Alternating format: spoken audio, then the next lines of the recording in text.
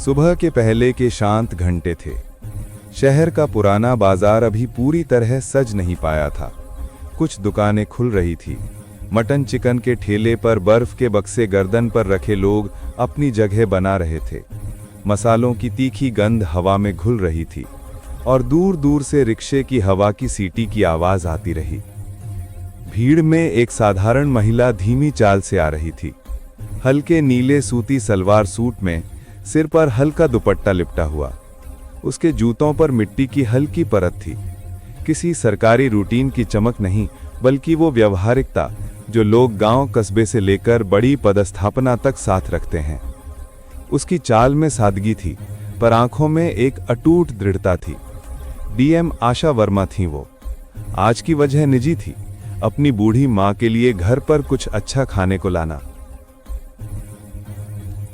वो एक छोटे से मांस की दुकान के सामने रुकी और दुकानदार से विनम्र स्वर में बोली, भैया 1 किलो चिकन दे दीजिए। दुकानदार झट से झुककर बोला, अभी मैडम, अभी दे देता हूं। उसने पैकिंग की तैयारी शुरू की। उसी समय पास की सड़क पर एक मोटरसाइकिल रुकी और उतरते ही खाकी वर्दी में एक आदमी सामने खड़ा दिखा। कड़े कदम, आक्रामक मुद्रा, काले चश्मे की परछाई चेहरे पर। वो था इंस्पेक्टर नरेंद्र सिंह। उसकी आवाज में एक ऐसे अधिकार का टोन था जो अक्सर खुद पर फरोसिया की भी खुशबू छोड़ देता है। उसने दुकानदार को निहारते हुए कहा, मेरे लिए 2 किलो पैक कर दे। दुकानदार ने विनम्रता से कहा, सर, मैडम पहले आई थीं, बस 2 मिनट दे दीजिए। मैं पहले मैडम को दे दूंगा, फिर आपको। नरेंद्र के चेहरे का रंग बदल गया। उसकी आवाज गरजी, क्या कहा तूने? मुझे इंतजार करना होगा। बता मैं कौन हूं। मैं इंस्पेक्टर नरेंद्र सिंह। तेरी दुकान यहां से उठा दूंगा। जुबान मत चलाना। बाजार का माहौल बदल गया। कुछ लोग दूर खड़े हो गए, कुछ की निगाहें जमीन पर टिक गई। डर की प्राकृतिक भाषा। आशा वर्मा ने ठहर कर कहा, सर, मैं पहले आई थी। ये छोटा सा काम है, बिल्कुल शालीन तरीके से कर लीजिए। नरेंद्र ने आंखें चमकाई, तू मुझे सिखाएगी? मैं तेरी बात नहीं सुनता। जल्दी कर, मेरे मेहमान आए हुए हैं। उसके स्वर में नर्म गंभीरता नहीं थी, बल्कि अधिकार का अभाव दिख रहा था। वह खुद को साबित करने के लिए तेज था। दुकानदार ने डर के मारे पहले इंस्पेक्टर के लिए पैक कर दिया। इंस्पेक्टर मोटरसाइकिल की ओर बढ़ा।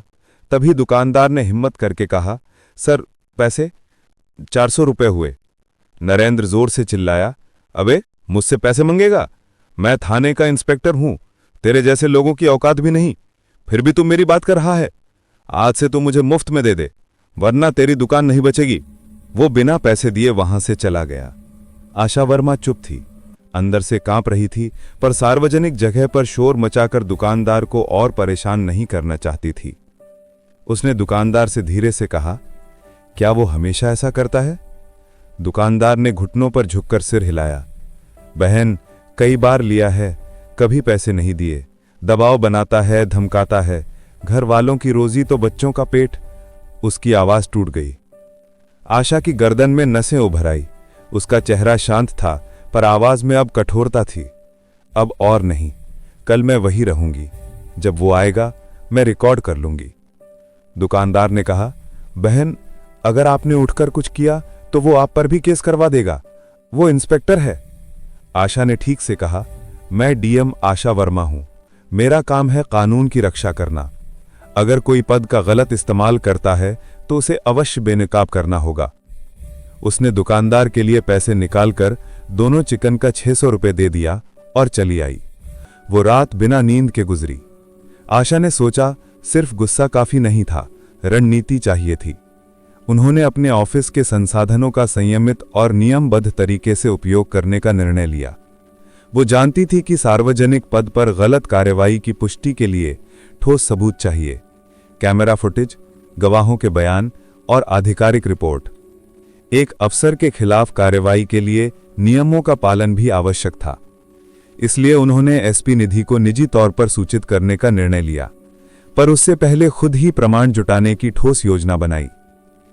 सुबह जल्दी उठकर आशा दुकान पर पहुंची। आज उन्होंने हल्की क्रीम रंग की साड़ी पहनी थी, सादगी के साथ सम्मान।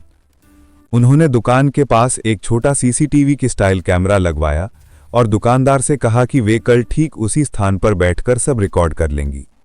दुकानदार की आंखों में आशा के लिए उम्मीद और कुछ भय का मिश्रण था। करीब 1.5 घंटे बाद वही मोटरसाइकिल आई। नरेंद्र ने वही अंदाज दिखाया, तंज भरी मुस्कान, थानेदार जैसा रौब। उसने दुकानदार को चिकन थमाया और जैसे ही दुकानदार ने पैसे मांगने की बात कही, उसका गुस्सा भड़क उठा। उसने दुकानदार के गाल पर चपड़ मार दिया। भीड़ हिल गई। इस बार आशा चुप नहीं रही। उन्होंने ललकारते स्वर में कहा, इंस्पेक्टर साहब, आप अपनी सीमा में रहे। आप वर्दी पहनकर किसी पर दमन नहीं कर सकते।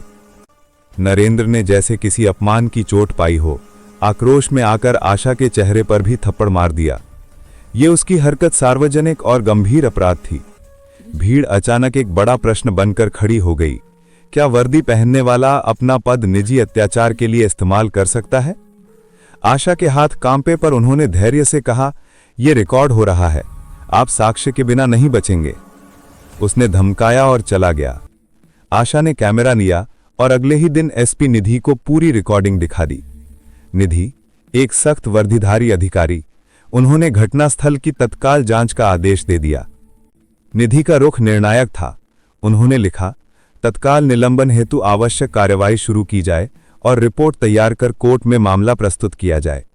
डीएम का दबाव और वीडियो मखौल को साक्ष्य के रूप में रखकर उचित प्रशासनिक दिशा बन गई। समाज में घटना की चर्चा फैल गई। छोटे बड़े अखबारों और स्थानीय चैनलों का ध्यान इस मामले की ओर गया। लोग उम्मीद करने लगे कि आखिरकार एक मामूली दुकानदार और एक अकेली जिम्मेदार अफसर ने मिलकर सिस्टम की कुछ गलतियों को उजागर किया। कुछ लोग डर रहे थे, क्योंकि यह स्वीकार करना आसान नहीं था कि एक पुलिस अधिकारी ने ऐसी हरकत की, और कुछ लोग उन दोनों के लिए तालियां बजा रहे थे कि उन्होंने निडर होकर सच का सामना किया। नरेंद्र ने अपने बचाव में कहा कि वो तनाव में था और गलती हुई। उसने कुछ सहकर्मियों को भी साथ बुला लिया, पर फॉरेंसिक रिपोर्ट ने स्पष्ट किया कि वीडियो में कोई छेड़छाड़ नहीं थी। मेडिकल रिपोर्ट में दुकानदार के चेहरे पर चोट का उल्लेख था। कोर्ट के दिन भीड़ जुटी थी। बड़ी संख्या में लोग, पत्रकार और प्रशासनिक अधिकारी मौजूद थे।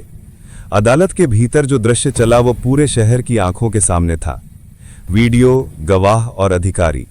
आशा ने बिना किसी घमंड के अपने गवाह के तौर पर कहा कि उन्होंने सब कुछ देखा और ये केवल एक व्यक्तिगत झगड़ा नहीं, बल्कि पद का दुरुपयोग और आम जनता पर आयोजित दबाव की मिसाल है। दुकानदार ने कांपते स्वर में सच बताया, मुझे डर था, पर इस बार मैडम ने दिलाया। कोर्ट ने फॉरेंसिक और मेडिकल रिपोर्ट को स्वीकार किया और आरोपी इंस्पेक्टर के खिलाफ कड़े कदम उठाए। निर्णय में कहा गया कि पद का दुरुपयोग, धमकाने और एक महिला अधिकारी पर हाथ उठाने के लिए उचित दंड आवश्यक है। नतीजा, तत्काल निलंबन और कानूनी प्रतिबंधों के साथ सजा की अनुशंसा। ये फैसला केवल एक पत्थर नहीं, ये पूरे समाज में कई लोगों के लिए प्रेरणा बन गया।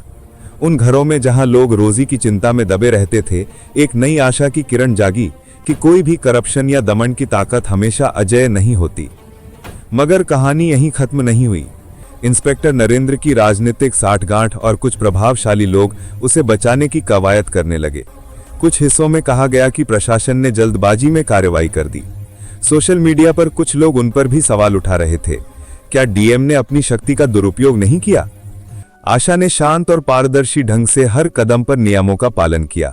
सभी आदेश लिखित, एफआईआर, गवाहों की उपस्थिति और कोर्ट में प्रस्तुतियां। एसपी निधि ने भी प्रशासनिक प्रक्रियाओं को प्रामाणिक रखा। इससे एक अहम बात सिद्ध हुई, निडरता के साथ नियमों का पालन, तभी न्याय टिकेगा। समुदाय में जागरूकता बढ़ी। दुकानदार के सामने अब कई लोग अपनी शिकायतें लेकर आने लगे। अवैध वसूली, दुर्व्यवहार और स्थानीय भ्रष्टाचार से जुड़ी बातें।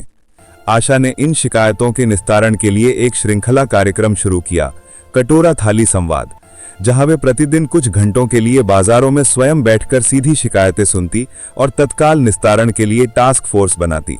इस कदम से जनता का प्रशासन के प्रति भरोसा बढ़ा। कुछ महीनों के बाद जेल और निलंबन की कठोर सजा ने नरेंद्र के जीवन को बदल दिया। न सिर्फ पॉलिसी के कारण, बल्कि उसके अपने परिवार और उसके सामाजिक दाग ने उसे सोचने पर मजबूर किया। कुछ मामलों में सुधार और प्रशिक्षण की व्यवस्था हुई। पुलिस एक्टिविटी के भीतर संवेदनशीलता प्रशिक्षण, जन भागीदारी और निगरानी के लिए कैमरों का आम उपयोग। नरेंद्र के मामले ने एक बड़ा पैगाम भेजा। वर्दी का मतलब शक्ति नहीं, जिम्मेदारी है। जिसने ये पैगाम सुना उसने अपने व्यवहार में बदलाव करने की कोशिश की। कई थानों में अब शिकायत दर्ज करने के रैक बने और स्थानीय मीडिया ने भी सतर्क रहने का प्रण लिया। समय के साथ शहर में एक तरह की ठंडी शांति आ गई।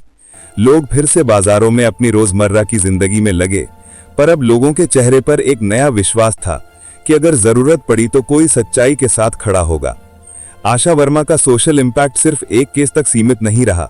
उन्होंने स्थानीय प्रशासन में पारदर्शिता बढ़ाने, शिकायत समाधान प्रक्रिया सरल करने और छोटे बड़े मामलों में जनता की पहुंच सुनिश्चित करने के कई प्रोग्राम शुरू किए। एक शाम आशा अपनी मां के पास बैठी थी। मां ने चाय की प्याली हाथ में ली और धीमे स्वर में कहा, बेटी, जब तुम थकती हो तो बताना।